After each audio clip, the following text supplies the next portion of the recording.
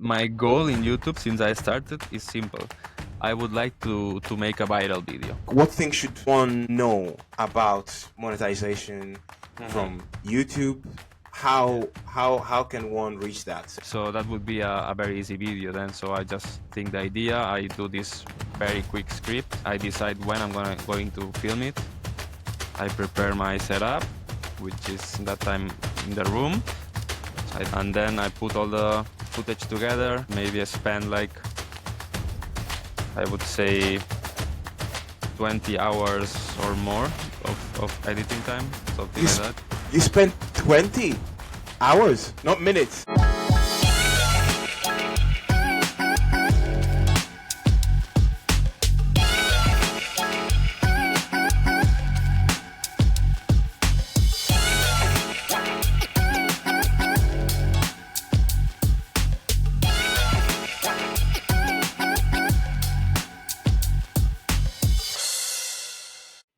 Welcome to Wisdom Nuggets 101. This is your host, Prince. And today I have Mark Eastwood.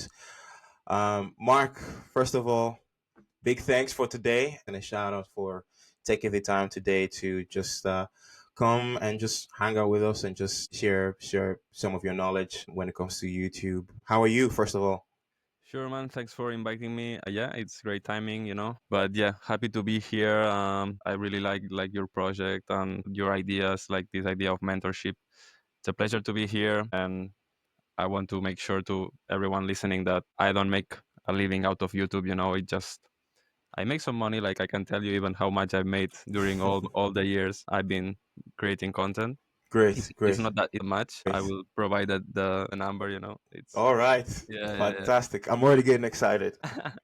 But yeah, like it's what I studied as well. So I studied media communication. So it's a way of keeping my studies alive, and I Yeah, love editing, even though it's the worst part, no. But I love filming, editing, and I like creating content. So happy to be fantastic. here with you, man.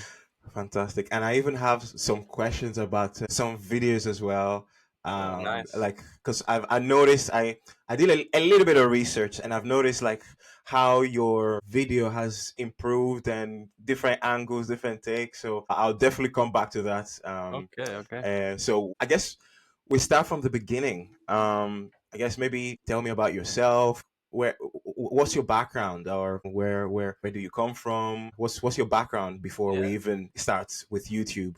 Yeah, sure. So I was born in a town near Barcelona. I am Catalan. I am Spanish as well. A bit of Nice. everything. Yeah. So I speak three languages: Catalan, Spanish, and English. Okay. Yeah. And then I am 31 years old. I studied media communications, as I mentioned, and also I worked like in the past in journalism, like kinda. So I work in a TV, in a newspaper, and in a radio, which are some like experiences that maybe helped me as well for the YouTube type of thing. And yeah, like I started YouTube back in 19. I started with not a clear idea. I was just making videos just for fun, but I took it really seriously, and my channel was not really growing because I didn't have like a topic, which is really important.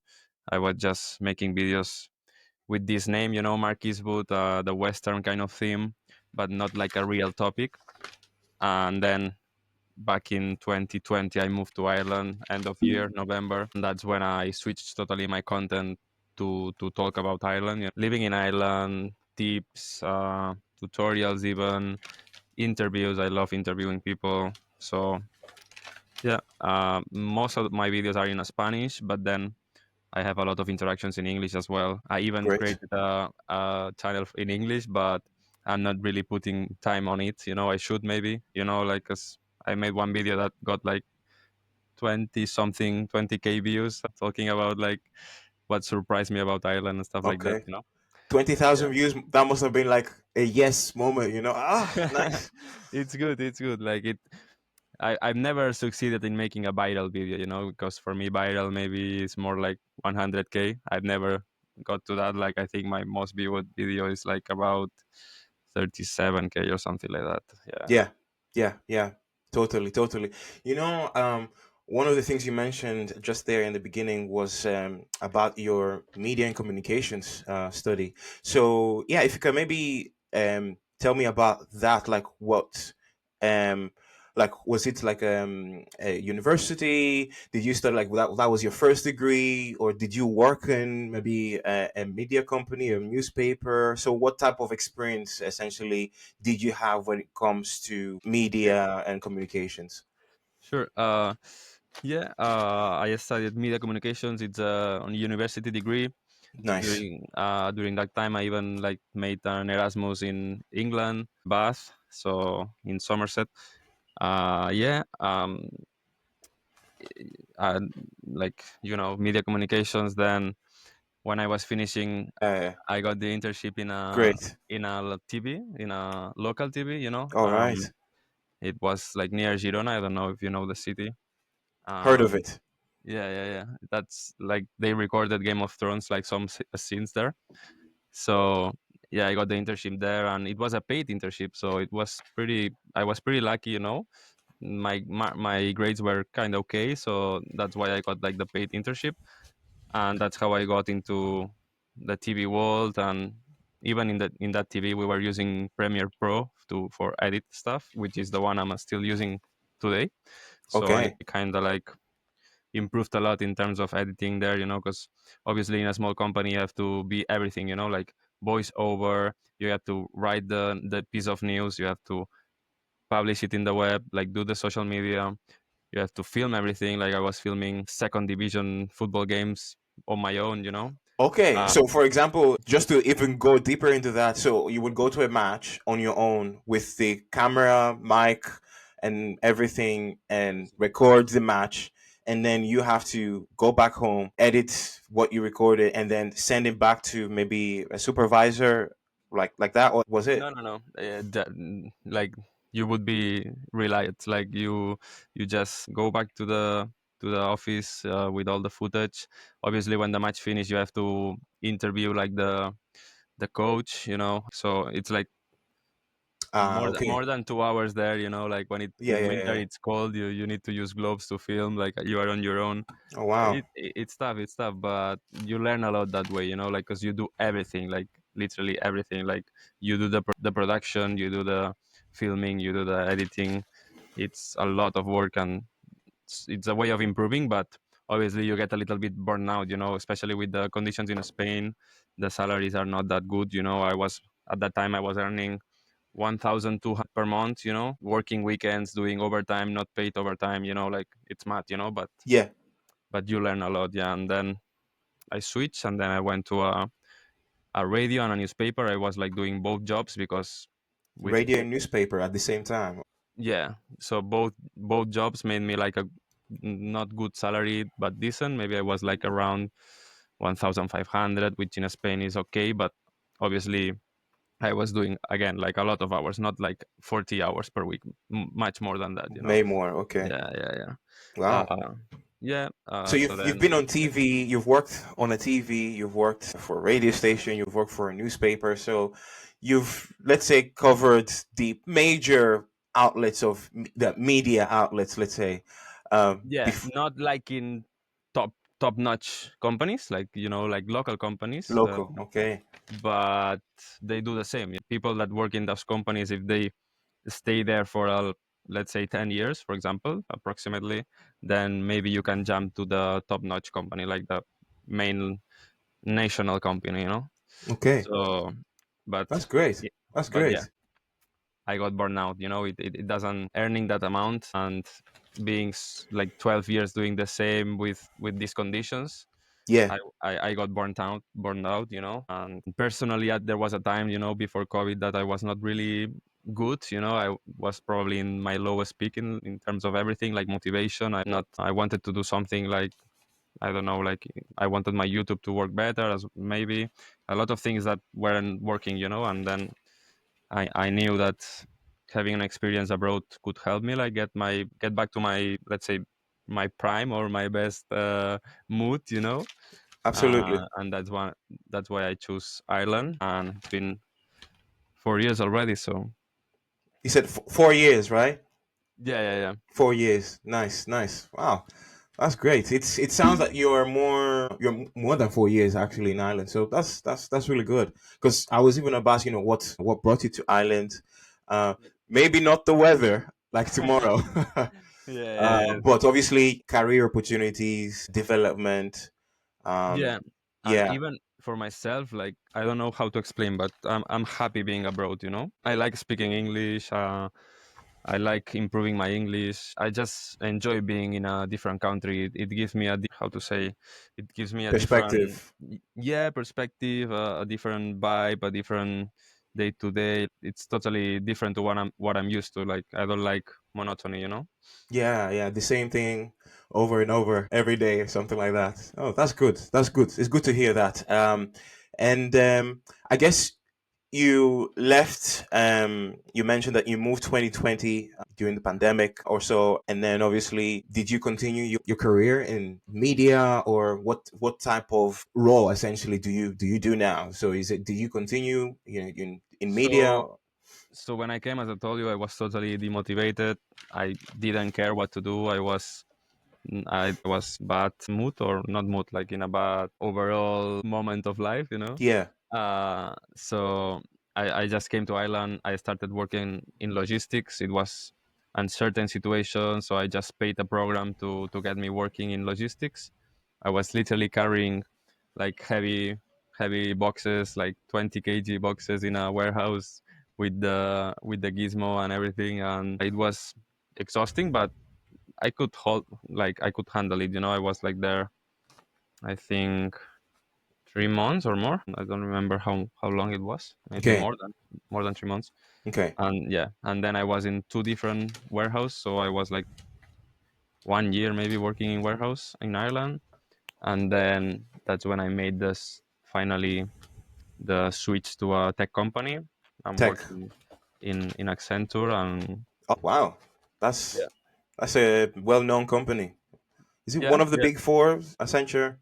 yeah, You and know, working for a big tech client that we cannot disclose, but of if you course. if you think about it, you may know which one I'm talking about. But Okay, yeah, that's nice. but yeah, that's a bit like very quick my path in Ireland, and I'm at the moment quality assurance analyst. So I'm basically auditing analyst providing product support. Nice, fantastic.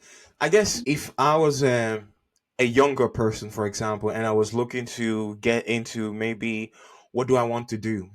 As kids, we say, what do you want to do? I want to become an astronaut.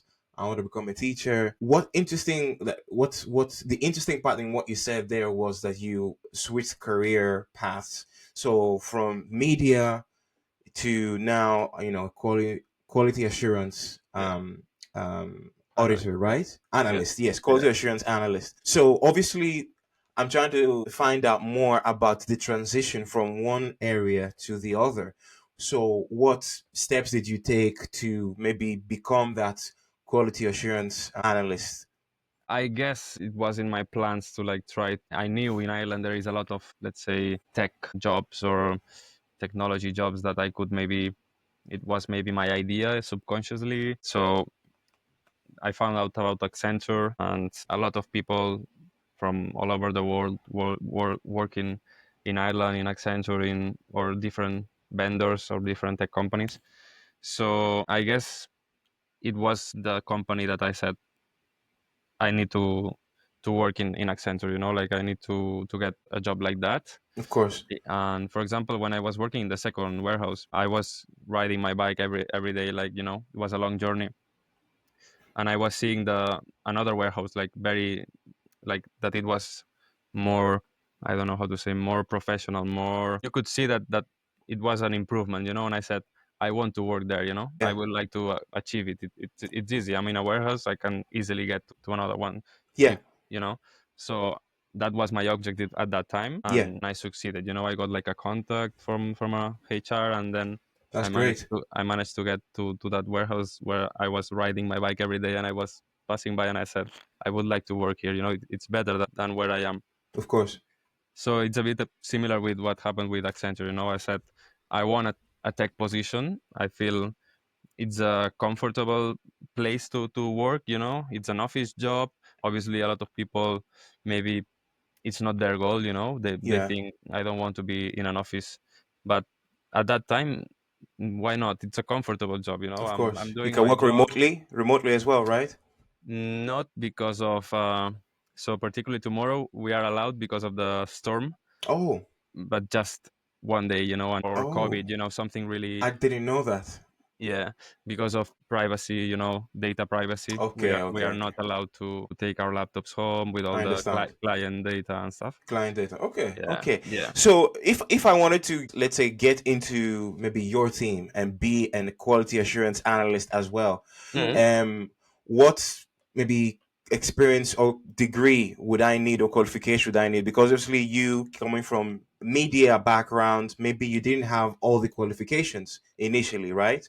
So Well, what would someone no, like maybe no, it's a good question. It's a good question. A lot of people ask me these things sometimes through Instagram or YouTube. yeah, Um, Basically, the ask of these positions is to have a university degree. university? Uh, Oh, They don't specify which one. Obviously, if you have a marketing degree or if you have a IT degree or computer science degree, that's better. But bro, in my company, there is people that is a lawyer. There is people wow, that is a journalist. There is people that maybe they work in a crèche and they switch to a tech company. Because amazing. there is people that. What else? What more examples?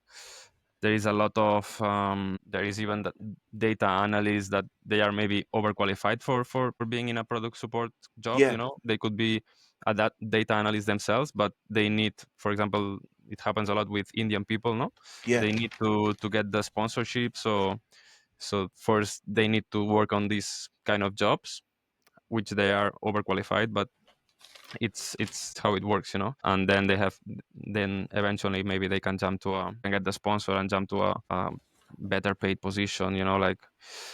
Yeah, so That's great. to summarize, there is people from a lot of backgrounds in Accenture. Okay. So I No think, if particular background essentially to get into that space. That's good. That's good. well, maybe you have to adapt your CV to, like, focus it on Of on on course. tech on tech company and environment, like Yeah, yeah. targets, customer service, all this Yeah. give you a plus. That's good. That's good. Wow. Amazing. And obviously media now, quality assurance, and obviously kind of like quality assurance is maybe your Clark Kent, Bruce Wayne identity, and then going into maybe your alternate identity as a Superman or Batman or YouTuber, A little shifting bit. into that area. Now, I guess what motivated you to start your YouTube? Because you did say you already had the YouTube channel, in Spain, and then all of a sudden you came to Ireland and click, you started, probably uploading, being more consistent. Yeah, So, what brought that fire out and you became more yeah, consistent? good question. Yeah, I was watching a lot of different YouTubers. I love YouTube always. Even like when it started, you are a teenager, you upload some videos to YouTube, like some gaming videos, or you playing some video game, like nothing serious, like just for fun. So I was watching a lot of YouTubers, and honestly, I feel that some of them, like, they are really famous, and maybe they don't have like good values, or they are a bit empty. You know what I mean? Like, Okay. so I thought, why I couldn't do my thing and succeed if I have this journalist background. I know how to edit. Like, I had some skills that could work, for you. I try to be methodic with my process, like on how to upload and search for tags. I try to position the videos. I try to do it good. Sometimes you think that the video is gonna work so well, and it's literally the worst out of the 10 that you upload before. Other times you just upload the video, and you are thinking that's not gonna work at all. Like, I know it's not gonna work, and then it's the best performing video out of the last 10. So Okay. sometimes the algorithm is a bit strange. Yeah. Yeah. Yeah. So it might surprise you. You might plan for something and then something else might go viral. So that's good. That's good. Okay. So you saw that you could do it. You had the experience. You had the background, and Hmm. why not? Why not? Yeah, that's good, and it's rare as well to um, have the background. Rare and beneficial as well, because many the day and age we're in 2025, everyone wants to start something, whether YouTube, social media. So to have those skills behind that, it's quite rare, and the degree. So it's good that Yeah, you're taking advantage of that and capitalizing on that. So that's great. That's great. I gotta say though that I hate the short content. I know that is something that you should get into if you want to grow in Okay. social media. It Like doesn't. reels, short Yeah, content reels. Yeah. Okay. Reels, TikTok, even YouTube Shorts. It's not something that fulfills me. It's so short. It's like empty content most of the times. It's useful. Like if you want to grow, I recommend doing it. But personally, that I'm not doing following my advice. It Absolutely. it just it doesn't. I don't want to do it. Like so Of course. because it's a hobby, then I don't do it, and I should. Sorry, I cut your question. What were you Yeah, saying? no worries at all. Because I can see why you may not like it that much. Like food. Do you prefer like the quick, one in the microwave, or do you prefer the good one that's well made, 2 hours of cooking. So you Exactly. know so I can understand. And I guess I kind of have to see whether I like it or not, how that might work for my own growth as well. So I definitely understand. I wanted to touch on kind of like your process. You teased a little bit in the beginning, like how do you come up with the ideas for your content? Like I just even browsing your YouTube page, you Hmm. have different type of videos. So Yeah. some videos will be maybe interviews, and it's great. That's the type of content that I want to do, is interviews as well. So I'm speaking with an experienced folk, so that's great. So another type of content is maybe just you're by yourself, and maybe you're just speaking on the camera, either you're sharing advice. So I guess my question is, like, how do you come up with your content ideas? Yeah, so how do you come up with that? Yeah. So let's say that maybe when I came to Ireland, I was more focused on what people would like to see, especially, how to get the PPS number. I was basically portraying my experience in internet, like trying to help people. So I made a tutorial on how to get the PPS number. Is one of my most viewed videos. I made a video explaining my experience working in that warehouse, like literally what I was doing.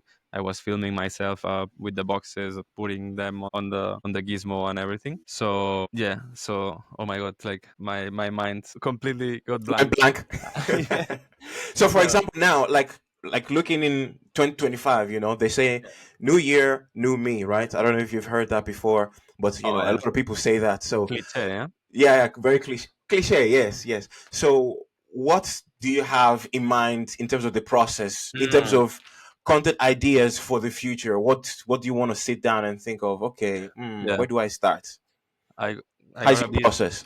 I gotta be super honest. So as I told you at the beginning, I took it so seriously. I even try to make like weekly content, which sometimes this leads to like you creating a video that maybe you don't really want to do it. You just do it to meet your own goals that you set on like weekly video.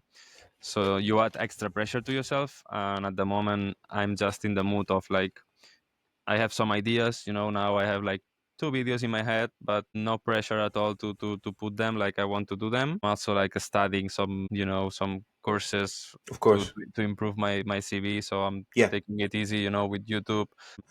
Absolutely. That's great. So how do you also, let's say, find the people that you interview? How do you find your guests? Because I know that a lot of your content is, talking to people as well. So yeah, how do you find them? Do you randomly, stumble upon them, or how does that work?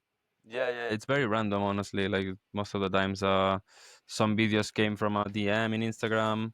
Some videos came because I met this guy in my company, and I noticed that he was not that good living in Ireland. Like he had like maybe he was not enjoying that much. So I kind of every day I was thinking that would be a great video, because it's good to portray what people like not all only people that likes Ireland, also like why you don't like Ireland, why are you not happy here, why you don't like that job, and like it was a bit of negative mindset, and he left, like he recently left, like this January. Oh, sorry to So hear. no, it's fine. He's happy now. So I made this interview with him. He explained like all what happened to him. Like he had a crash with a motorbike. He suffered Ooh. quite a lot. So it was like tough for him, this experience about the motorbike and stuff. And he told me that he Mm, was working two jobs at the same time, like crazy, doing like more than 12 hours per day. It was interesting experience. So that's why at the end, like honestly, I just wanted to interview him for the fact that he wanted to leave, but mm. all this other stuff came from the interview, and it was pretty nice. So that is an example of a random interview. And then what else? Okay. That's good. So you some of them you just arrange them, hey, how are you? Do you want to just share your thoughts on this? Or some others, maybe you just I watched a video of you going to St. Stephen's Green as well. You just randomly ask people, yeah? Yeah, yeah, I like this That's as well. good. That's good. That's good. Fantastic. Walk me through again, talking about the process, and walk me through your process from conception Okay. to materializing that, making the video. How long does it take? And kind of like what steps do you go through? A to-do list. From okay, find the idea, Yeah, then make arrangements or make the yeah, recording, publish. So if you maybe take me like it takes maybe 10 steps or 5 steps. So if you make me walk me through the yeah, steps from yeah, conception to publishing that video. If you haven't yet, please subscribe to my YouTube channel and all the social media platforms and follow my journey of inquisitiveness as we share wisdom, stories, and a little bit of inspiration. We believe that wisdom is our wealth. And so, we invite you all to get wisdom, get wealth. Stay tuned for more. yeah. I guess it depends on the video and the people involved. So most of it, like, Okay. if it's a video that I'm gonna do by myself, I just make a quick script, like not a full script. I done a script honestly. I just write some words that I want to what I want to explain, like the topics. My last video is 7 curiosities of working in a big tech company. Yeah. So basically, I wrote like one word for each of the curiosities, like to not forget any of them, and then I just explain my experience, which is that. No, so that would be a very easy video then. So I just think the idea, I do this very quick script, I decide when I'm going to film it, I prepare my setup, which is that time in the room. Also, this video involved drone filming. I took the shots, and then I put all the footage together. Maybe I spent like, I would say, 20 hours or more of editing time, something You like sp- that. you spent 20 hours, not minutes. But in different days, like Oh, yeah, 20 hours or yeah, 10 to 15 depends. okay. Yeah, like Is that just for the intro? Because I that was actually the video I was talking about in the beginning. That's mm, the quality and the angles. I noticed that the drone angle as well. It was really good. It was peak. yeah. No, no, Nice. no.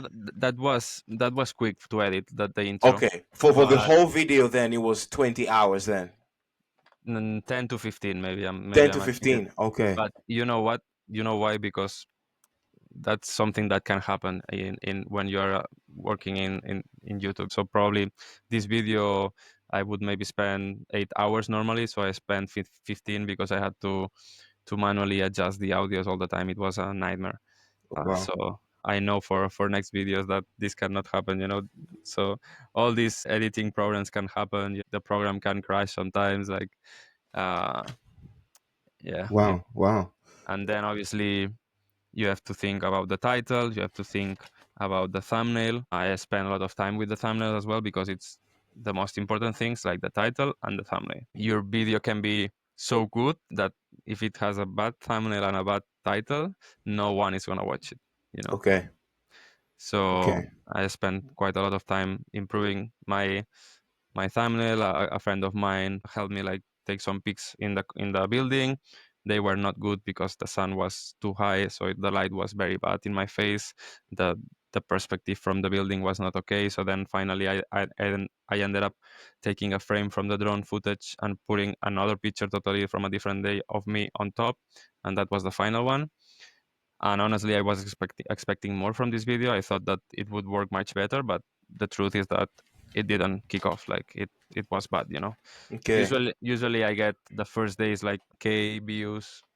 You know, the first days for my amount of subscribers is decent. You know, like I Yeah. have 8,000 something. Yeah. So I'm happy when I get 1K fast. But at that time it was like 500 views. You know, so it Yeah. didn't work out. You know, but that's YouTube. It's how it works. Okay, okay, okay. Wow, that's good. That's good. I liked the video. It was nice, especially the intro. I think because I watched a few of your videos as well, and I think this is not the first time you have like an intro like this one. Yeah. With Is the first time, yeah. So I was thinking like, wow, this is nice. This nice take, nice angle. So good to maybe do that every now and then, just to, I guess, attract more views as well. I actually wanted to ask you about how you do your intro or your outro, but I specifically wanted to ask about the maybe background music that you might have, because I know because of copyright issues, one has to be careful what type of music they Oh yeah, use. So 100%. yeah, so what platform or website do you get your music from? How does that work for you? It just depends. Sometimes it's websites. Some you have, for example, Pixabay. You have, for example, I use a lot a YouTube channel called Blog No Copyright, like blog with V. Oh, Yeah, vlog, not copyright. Okay. yeah. It's a YouTube channel, and they upload like copyright-free music. Music, nice. Um, yeah. Then you have Pixabay. You have what's the that one that is very common, but you have to pay a subscription. I think it's Epic something. Epic. Okay. Do you pay for your music, your free So music? sometimes I have paid Sometimes. for Okay. some project, but not usually. Yeah. Okay. Okay.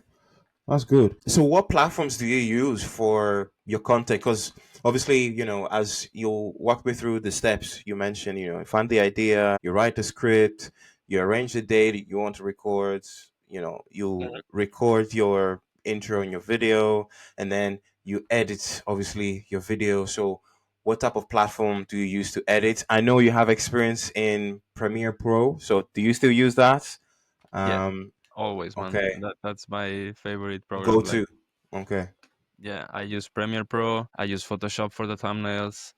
I use even Adobe Audition for the off voices, or if I gotta record an extra off voice, then I use Audition. What else? So that is for, you said, is it for voiceovers? You said. Yeah, voiceover. Yeah. Oh, okay.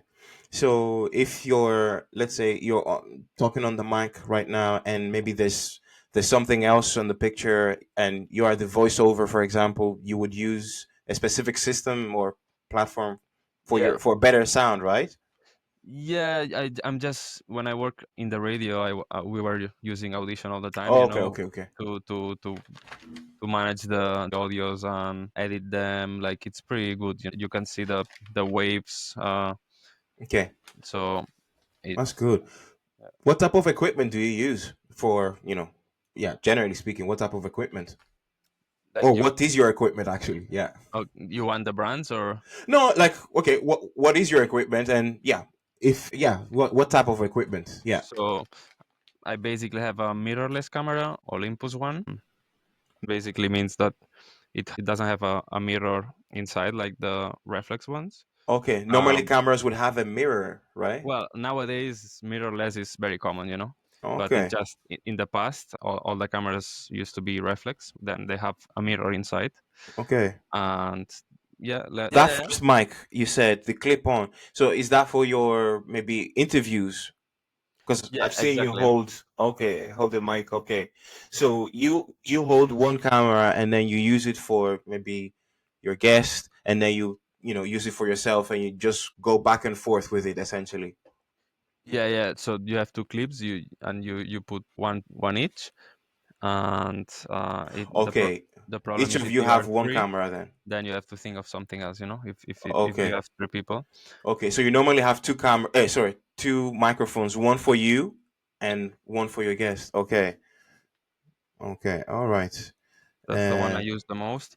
And then I have the drone. I have some like a tripod, of course, like a better one, and then I Yes. have like a small one, like these ones that are like just like this, and that's about it. Like I don't have that much. I use the same all the time, and it's enough for me.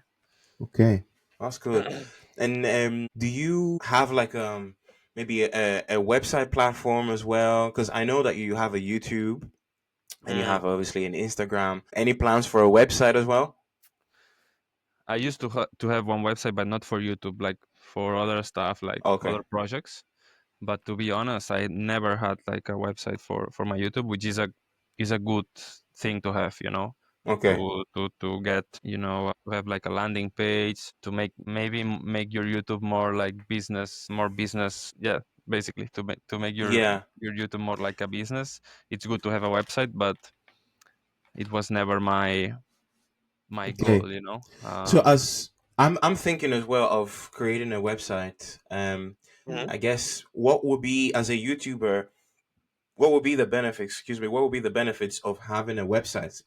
Obviously, for example, if you're selling something, maybe Exactly. If you t-shirts, a course or something, it would be of benefit. But if if you're YouTube, you're not selling videos. So I'm just trying to think, how would you, how you would can you use your website as a YouTuber? you can benefit from the website, like having like a landing page. You can also get emails from the people, by make them register, or just simply, if you are offering, I don't know, like advice about living in Ireland, no? Okay. So if you get their emails, then you can send them offers, or you can communicate to them, if Okay. like it's business oriented, Okay. Okay. To communicate with your subscribers. You have almost 10,000, getting close to 10,000 subscribers. So, Not yet, uh, not yet. yeah, It's but gonna be tough to get to 10, but I'm I mean, nearly you're there. close. You're over 8,000, over Eight, 8,000. yeah, So 8,000 something. Yeah. close.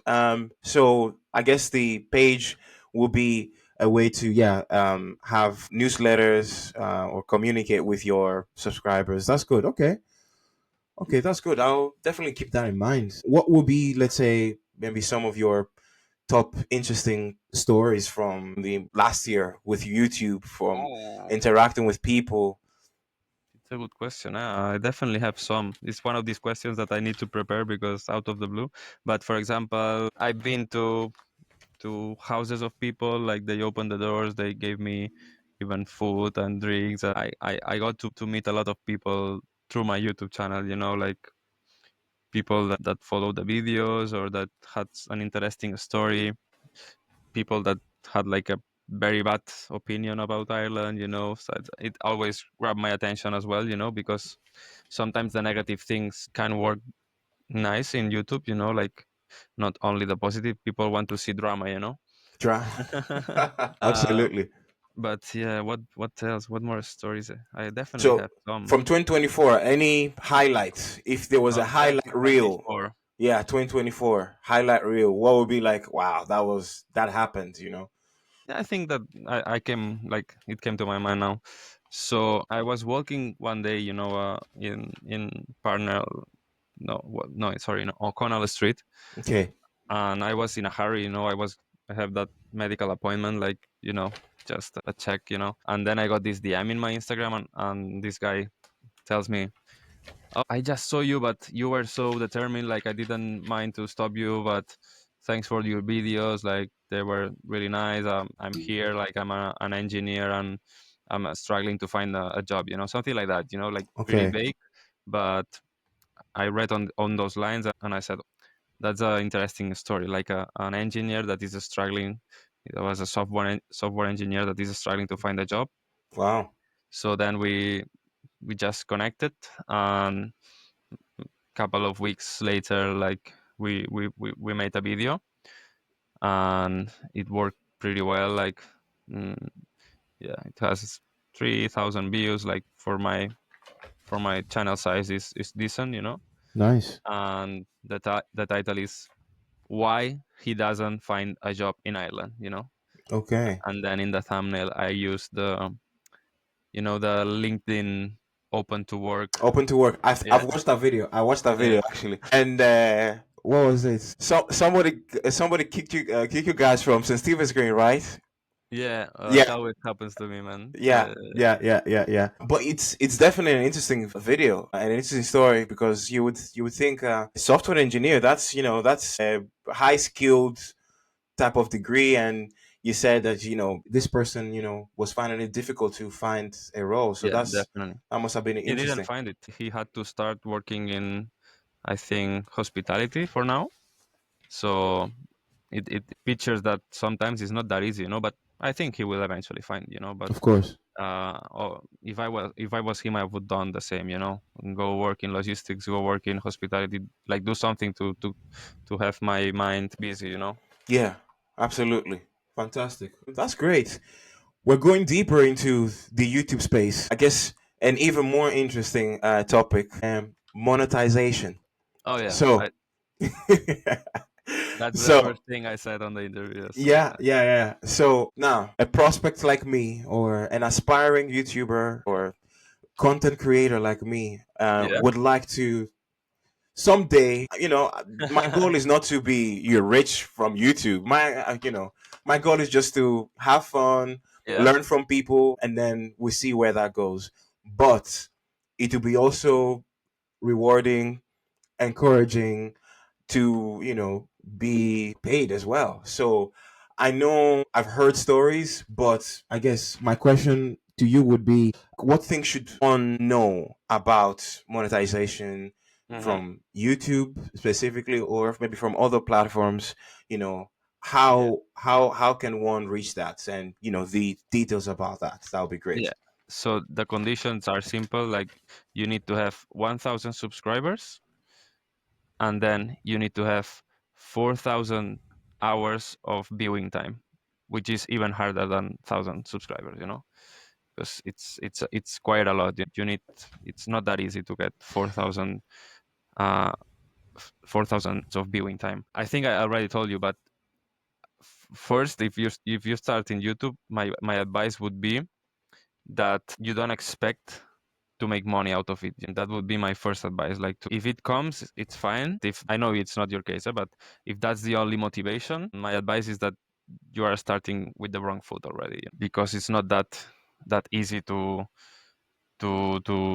reach to people and to get views. You know, like, um, maybe there's people that achieve it really fast. You know, which is amazing. But I think that would be my first advice. And then, yeah, those are the conditions. As I said, like 1,000 subscribers, 4,000 hours.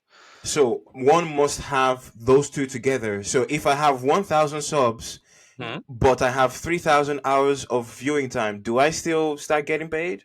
No, You must have both of them then. both of them. All right. Yeah.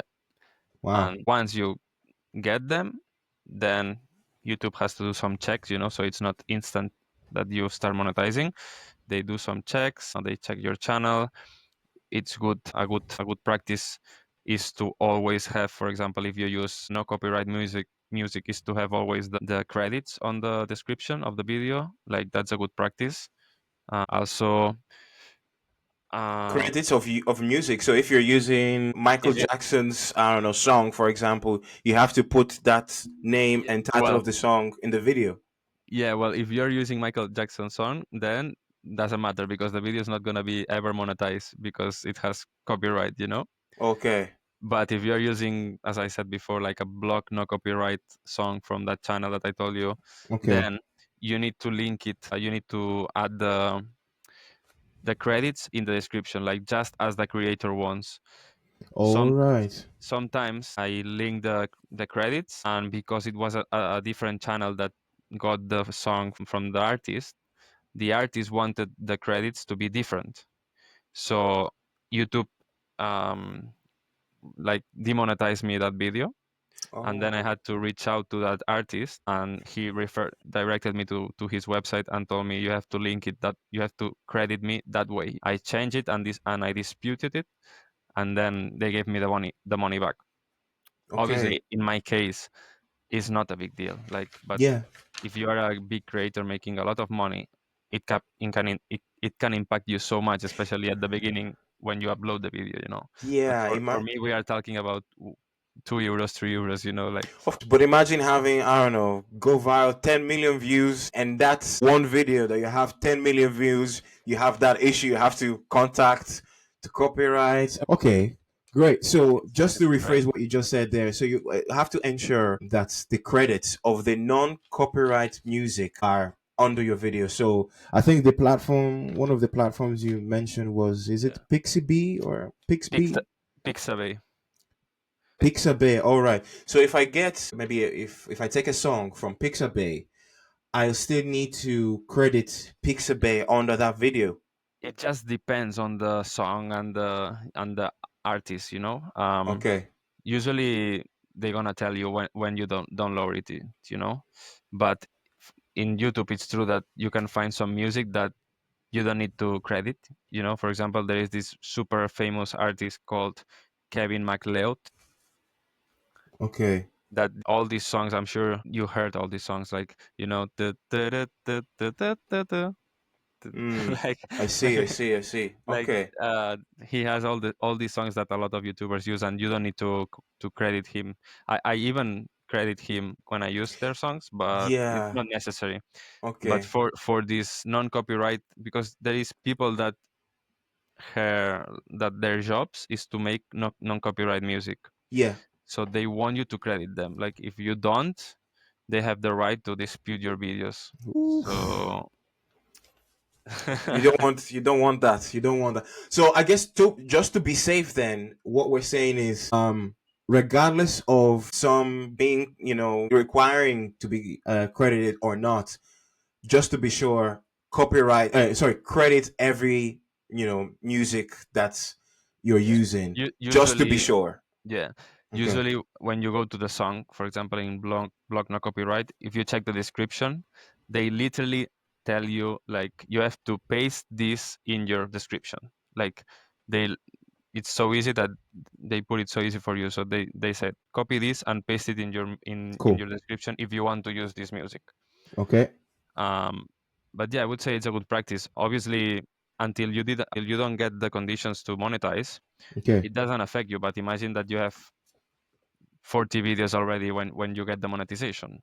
So those videos will start to monetize when you get the conditions, when you meet the conditions, Okay. and then you need to activate the monetization for each video. So Okay. you need to do it manually. But Okay. yeah. Wow, very tricky. I have 1,000, let's say, example now. I have 1,001 subscribers. Mhm. I have 4,000, you said hours, not minutes, right? Hours, 4,000 hours. hours. Okay, man. 4,000 hours of viewing. YouTube has checked and has confirmed that is all good. I've ensured that all the credits in all my 40 videos, for example, all the non-copyrighted music have credits. I've done that. What else? Am I ready to start getting monetized, or what else would I need? Then YouTube is gonna tell you, oh, you are eligible, and then you have to. I don't remember exactly, but they have to do some checks for you to become a YouTube partner, and you have to confirm your address, like stuff like that. You have to set up your Google AdSense account. It's not something you need to worry now, but Okay. yeah, those are the steps. You make this Google AdSense, which is linked to your YouTube.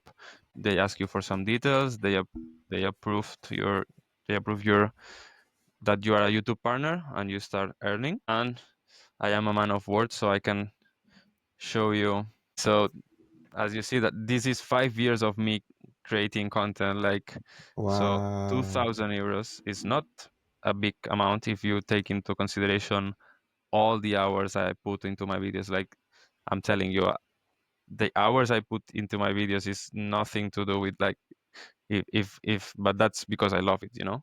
Of course. But as I said, like Yeah. maybe if Amazing. So what I'm seeing here there right now is obviously, started from 2019. Um, yeah, okay, from 2019. 2019 till now, you have had about 785,000 views. Um, then the watch time in hours, 70,000 Yeah. hours, So right? you need just 4,000, but Okay, it's okay. not easy. Yeah. Yeah, and then you have 8.2 thousand subscribers. That's great. And then the estimated revenue from the date you started, or from the first video that you Yeah. launched till now, is 2.2 thousand euro. Okay. Yeah, yeah, yeah, yeah. Okay. Yeah, man. That's amazing to kind of like reflect and view as well. How long did it take you from that first video to monetization? From that first video to getting to 1,000 subscribers and 4,000 hours of viewing time. Ooh.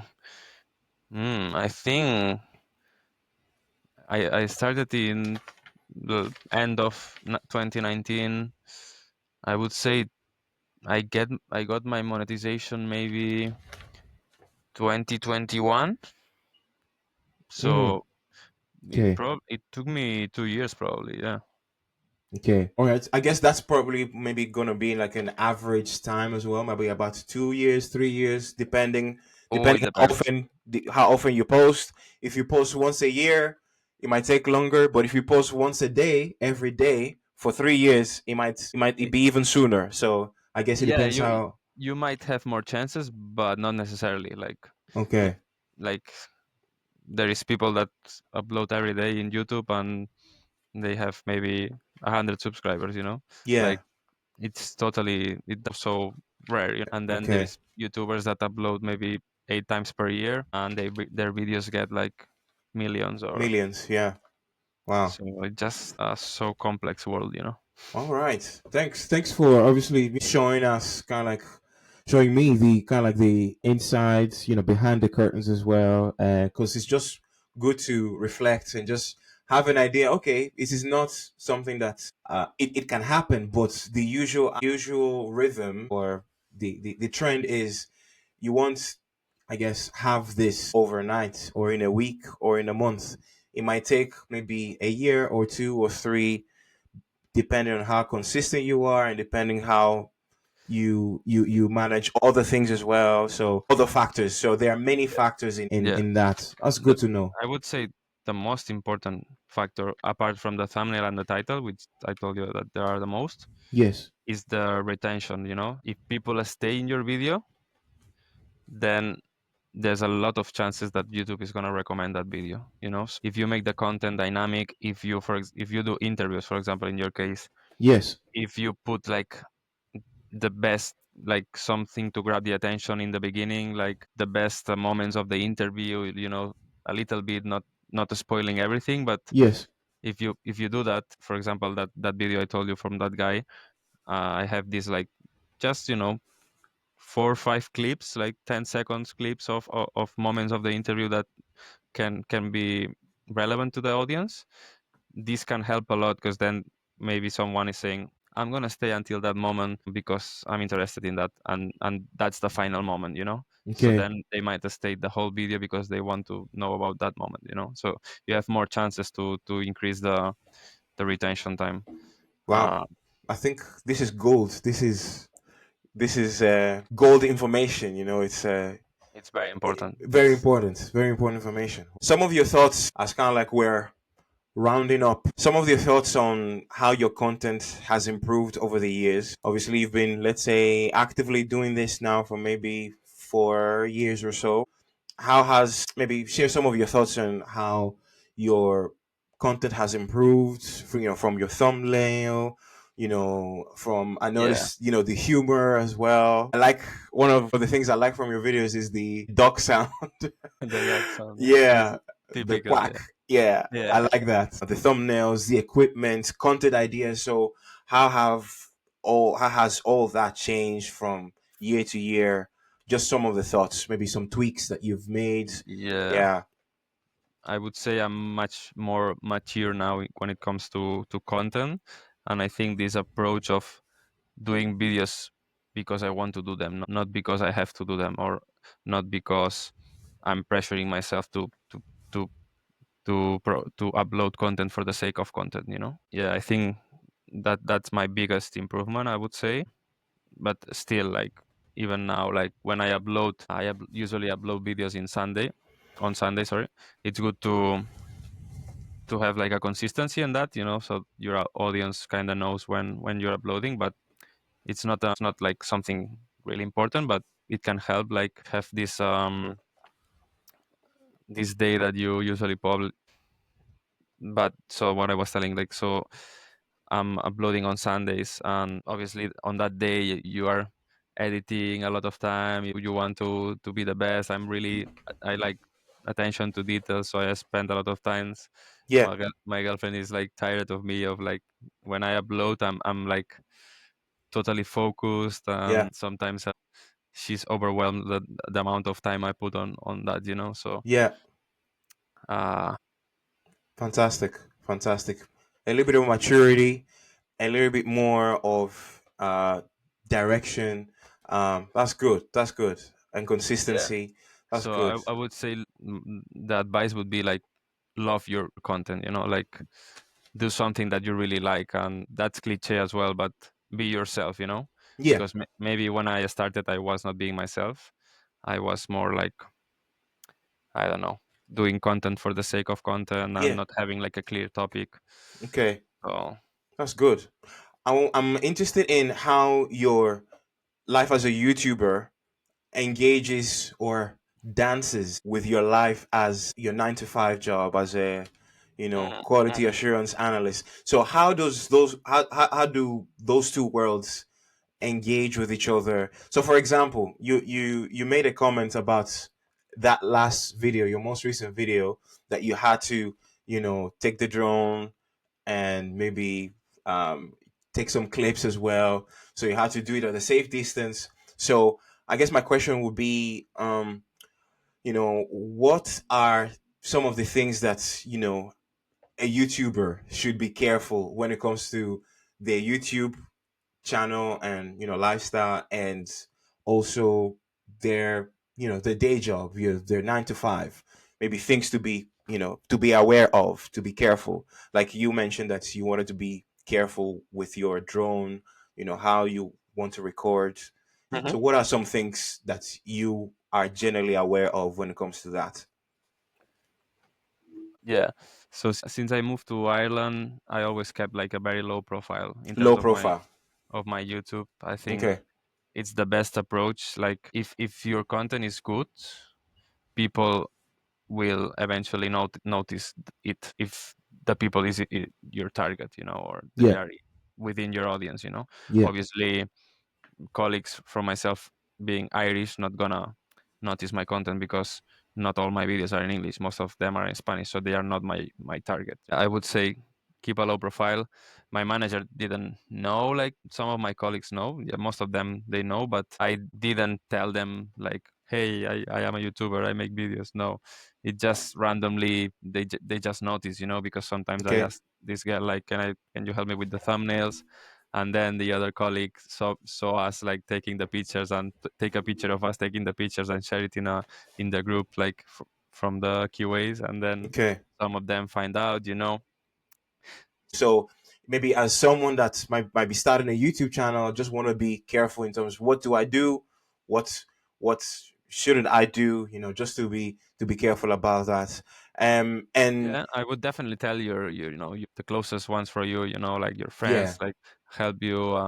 It's helpful that they actually watch it entirely, like they leave it playing if they want to watch it. It really helps the algorithm to kickstart the video. And definitely share your videos with the closest ones, your friends, your family. yeah, That for sure. So I wanted to, as kind of like we're rounding up, I wanted to talk about, I guess, the idea of maybe someone further down the line in a career path helping you and advising you. So, for example, in this case, Hmm. let's say an aspiring YouTuber and you Okay. are an experienced YouTuber. So let's say you're sharing your experiences and I'm learning from you. So I wanted to maybe ask you, like, who are the people that maybe helped you in your maybe YouTube journey and maybe in your career journey as well, as quality assurance, as quality assurance analyst. So that idea of mentorship, maybe you had Yeah. mentors or people that you look up to and you, I think I want to do what you're doing. I want Yeah. to do something similar. Yeah, so that's one part of the question. So who are the people that's helped you? Hmm. And then the second part, if the second part is of the question is, if you had a mentor or if you could find someone to help you right now for 2025, what areas would you like to be helped by a mentor? Okay. Okay. Okay. You are getting deep here. Yeah. Um, so in terms of mentors, I Yes. would say I grabbed little pieces from different YouTubers. I watch a lot of content, like totally different, like nothing, like completely different stuff. Yes. Um, it's true that maybe it didn't like it's not probably like a mentor, but like I admire someone like Yes. in YouTube, like which is nothing to do with my content. It's a prankster. It's Okay. Remy Gallard, French I one. think I think I've heard of it. Yeah, You I've know heard of him. the guy with the that did the Pac-Man on the streets Mm, and Mario Kart. okay. All these pranks. I think Yeah. Remy Gallard. I admire a lot what he created, how he connected with the audience, how funny. You watch the videos and you know that these people were having fun doing that, like Yeah. genuinely. Yeah. I really love what he achieved. Now I think he doesn't post that often. He I think he achieved everything in YouTube, so I Yeah. don't think he cares that much anymore. Yeah. But yeah, if I had to name someone, I Nice. think probably is the one that I admire the most. Okay. Okay. That's good. And for 2025, Yeah. If you are looking for a mentor or someone that you want to look up to, like what areas would you want that person to, you know, advise you or direct you or help you, whether it's YouTube or generally? my goal in YouTube since I started is simple. I would like to make a viral video, and I never Okay. succeeded doing it because for me, Okay. obviously, viral is more than 100K. Like something.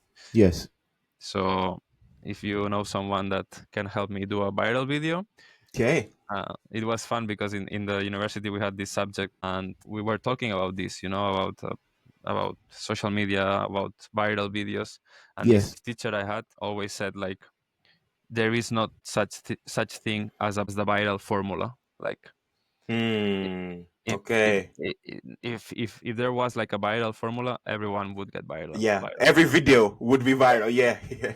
But there is not such thing. So Okay, then it's what makes YouTube special. okay, I would like to achieve it. Maybe I retire in YouTube and I've never made a viral video. It's possible, but it would be my goal. I would really like it. Would be like mission complete. It's what I wanted. I did it. nice, Yeah, fantastic, amazing. Mark, I really appreciate the knowledge that you dropped. I believe it's gold, and I think not just me. I think it to be useful for many people. I think it to be useful for many people. So, a huge thanks. Before closing, I'm yeah. just gonna like go through a fire round of kind of like questions, Okay. and you just answer the first thing that comes to mind, right? So, um, Messi, Cristiano Ronaldo, which one? Massive. Messi. 100%. All right, Spain or Ireland? Ireland at the moment. Ireland. Okay, wow. Let's go Ireland. YouTube or Instagram? YouTube 100%. Ooh, YouTube 100%. Okay. YouTube or photography? YouTube at the moment. Yeah. Wow. YouTube or quality assurance? YouTube. Wow. Okay. Yeah. Okay. So you said either Messi or Cristiano Ronaldo. You said Messi. So Messi or Ronaldinho? In their prime, probably Ronaldinho has had the best prime ever. Okay. But I have to choose Messi, Messi. because of what all he achieved, and what he represents for Barca. That is my team. Fantastic. Fantastic. Listen, Mark, thank you so much for your time. I really appreciate your time. I really enjoyed, man. Yeah, so I really thank you. Much appreciated. So we close here with a great thanks and appreciation to you, Mark. Thank you very much. Thank you, man. It was a pleasure, and all the best with your channel. And I'm sure you will put a lot of effort there, and you are a great communicator, so great things are coming, man. Much appreciated. Thank you very much.